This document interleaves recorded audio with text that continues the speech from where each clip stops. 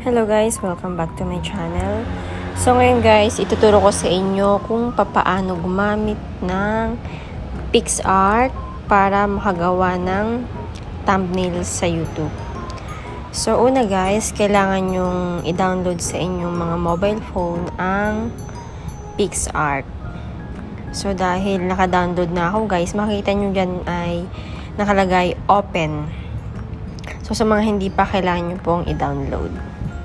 So, ayan guys, mag-start na tayo. Yan yung mga sample ng mga thumbnails dyan sa PixArt. So, gagawin natin guys, pipinutin natin yung plus sign na yan. And then, gagamitin natin yung wallpaper nila. So, mostly guys, ang ginagamit ko ay color white. Pero yan, pwede nyong magpilaan ng mga iba't ibang kulay. And then, click natin na una guys, yung tools. Yung square na yan. And then, lalabas yung mga sizes. So, since gagamitin natin yung thumbnail sa YouTube, ang gagamitin nating size ay yung 16.9. Ayan siya guys. Nakapahiga siya. Ayan. And then, punta tayo sa may text. Kung anong gusto nyong isulat dun sa thumbnails ninyo. Para makita agad ng mga maghahanap dun sa YouTube. So, ito guys, lalagay natin how to make a YouTube thumbnails. Ayan, color black yung ginamit ko guys. Any colors na gusto nyo, pwede nyo pong gamitin. Pero ako yan, black ang gagamitin ko, and then lalagyan ko na ng stroke. So, any colors pwede po. And then, yung mga font ng mga letters, pwede rin kayong mamili kung anong font ang gusto ninyo. So, ako guys, mostly na ginagamit ko guys yung ito, makikita nyo. Ayan. Yan ang madalas kong gamitin na font. And then, iayos nyo lang siya guys. Yan. Kung anong size yung gusto nyo, depende sa inyo. Kayong bahala kung anong gusto nyong size. Iayos nyo lang siya. Yan. And then, yung stroke, lagyan nyo na ng stroke. Anong kulay ang gusto ninyo. Ay, may mga white, gray, red, orange, violet. Depende sa inyo. So, ang gagamitin ko guys ay color red.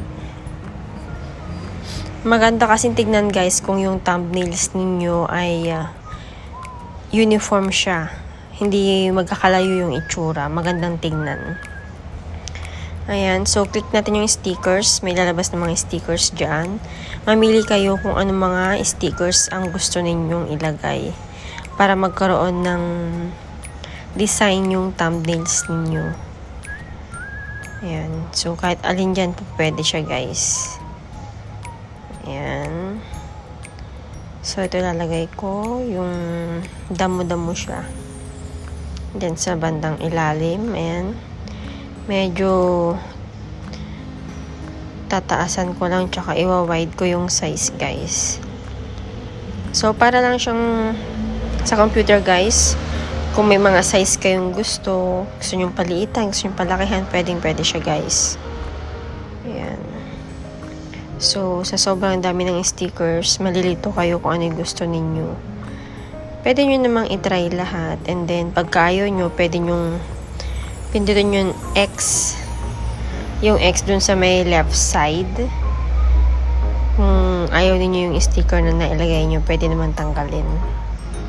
Ayan, kung hindi pa kayo kontento sa mga nailagay yung stickers at may space pa, pwede nyo guys dagdagan. Para yung mga stickers nyo, madagdagan siya. Yung thumbnails nyo maging colorful.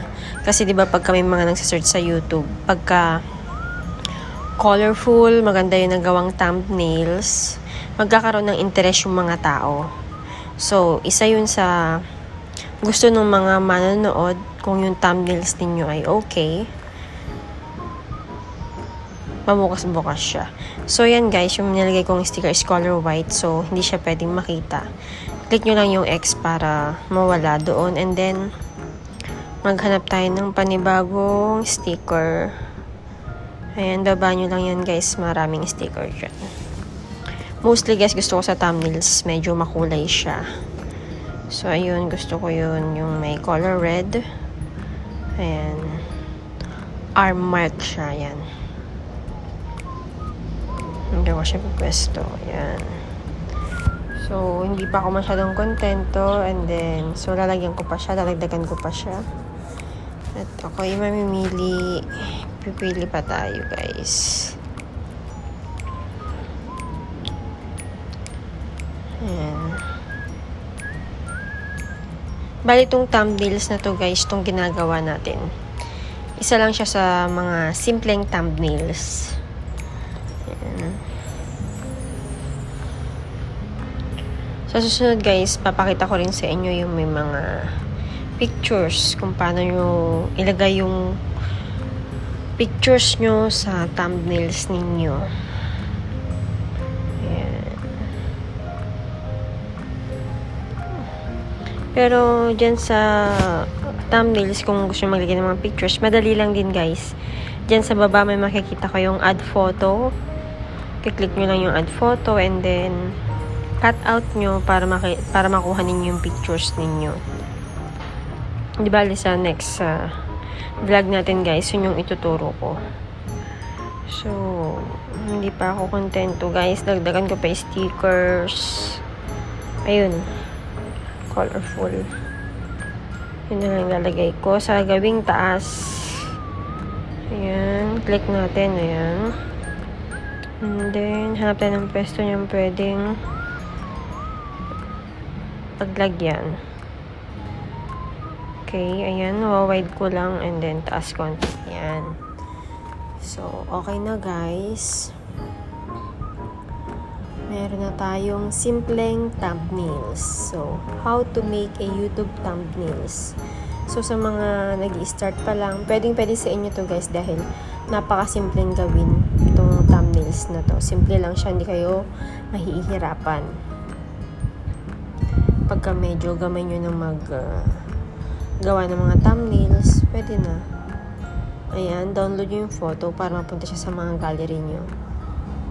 And then, yan. And then, check natin kung nasa photos na. Ayun na guys. Nasa photos na siya. Nakasave na. So, pwede natin siyang ilagay sa ating YouTube. Sa video ng ating YouTube. So, that's all for today guys. Sana may natutunan kayong muli. At maraming salamat sa panonood. Bye guys!